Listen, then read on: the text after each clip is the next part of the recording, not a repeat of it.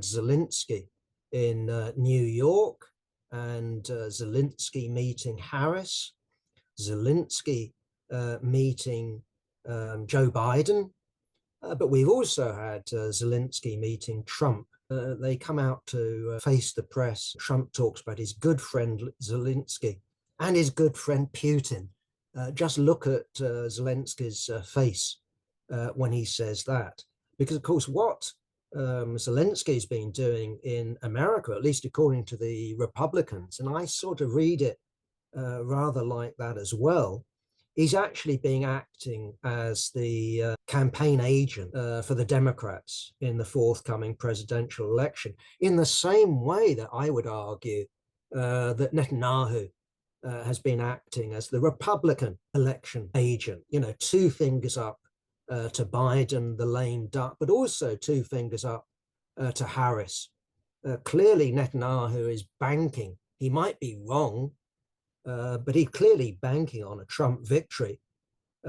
Equally, though, it seems to me, Zelensky is banking on a Democrat victory, a Harris victory. His much vaunted victory plan isn't anything else than the next tranche, upping the ante. We had what NATO wanted, what America wanted, Germany committing itself to the Ukrainian side by giving the go-ahead for Leopard 2 tanks. And we weren't talking about a dozen of them. We were talking about, I don't know, 100, 200 Leopard tanks being supplied by Germany, but also other European powers, because Germany is the main armorer when it comes to European NATO powers. Twist the arm of the United States to give the go-ahead for weapons that aren't going to shift the war, but in reality play a symbolic role of locking the European powers, crucially Germany, in to the war in Ukraine. America wants to be seen to be reluctant.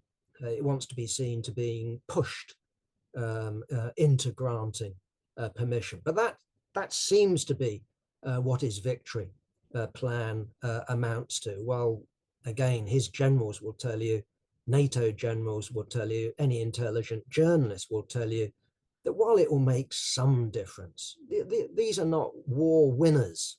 In reality, that's decided by your willingness to take losses in terms of men, but also your ability to supply much more humble weapons, such as the artillery shell. That's still the decisive weapon on the battlefield, not storm shadows, which are very useful. I'm sure Zelensky fears a Trump victory, and Trump says that within 24 hours of him winning, he had already sorted the war out. Well, remember, that's before he takes office. What Zelensky fears is that he will lay down an ultimatum and say, you've got to trade, you've got to do a deal. And one presumes that would be concessions when it came to Crimea, concessions when it comes to the Russian majority-speaking East, that whatever Trump thinks, there will be others, in the Pentagon, in the CIA,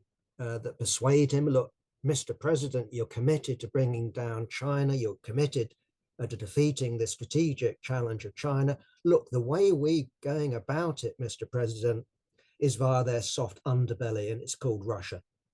That this is the best way to surround and then strangle China, because our real aim in Ukraine isn't to secure every inch of Ukrainian territory. The reality is that our strategic aim is to bring down the Putin FSB regime in Moscow and replace it with a pliant satrap, a Navalny or a Yeltsin would come to mind. And then you can cut the oil off, cut the gas off to China. Instead of China having a friend to the north, an everlasting friendship, it has another enemy. So not only do you have the American fleet in the Pacific, India to its south, but then you'll have a hostile Russia. That seems to me to be the aim, at least of some thinkers, strategic thinkers in the Pentagon. On the other hand, we should also be cautious when it comes to projecting existing alliances. And I was just thinking myself that if we go back to the period in the run-up to World War I, what we saw there is precisely a rapid shifting of strategic alliances, going way back into the 18th and 17th century. I was about to say, England always feared, didn't it, that it would be, done in by France, either through Ireland or Scotland, for example. So, you don't have to go back to Henry V. It's something that was ongoing. That in 1894, these previous enemies came to not an alliance, but an understanding. And what is also worthwhile to note is in 1907, France came to a similar understanding with Tsarist Russia, and so did Britain. And this really needs to be understood in the context of what used to be called the Great Game, the contest between the British Empire and the Russian Empire. The British wanted to hold India, the crown jewel of the empire, not only because of the surplus that it extracted from India, but also the use it could make of Indian troops in its African empire.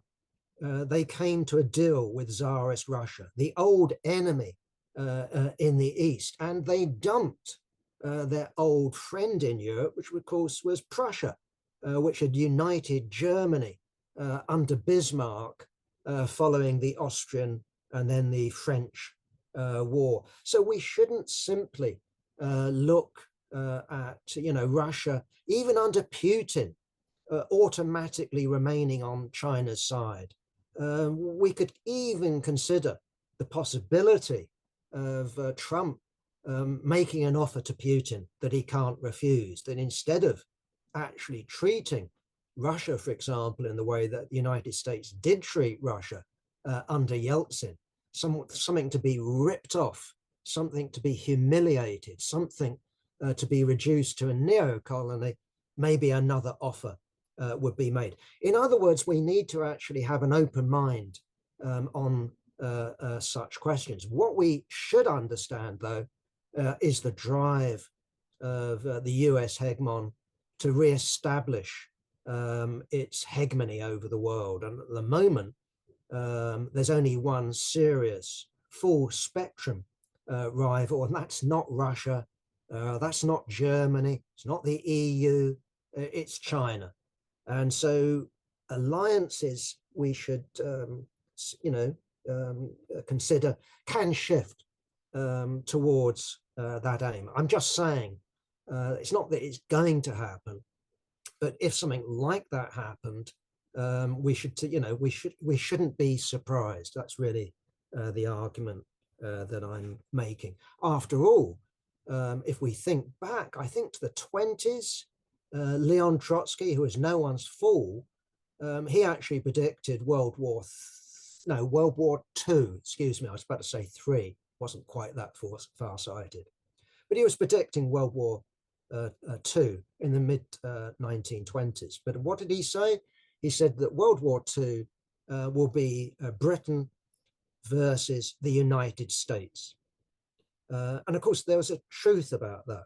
The United States, in the course of World War II, did replace Britain as the global hegemon, except it did it by fighting on the same side as Britain. First of all, with Lend-Lease, and then with troops and aircraft and aircraft carriers and all the rest of it. So, in other words, we shouldn't think that everything is fixed. That we should expect alliances to be made and to be remade in such a period.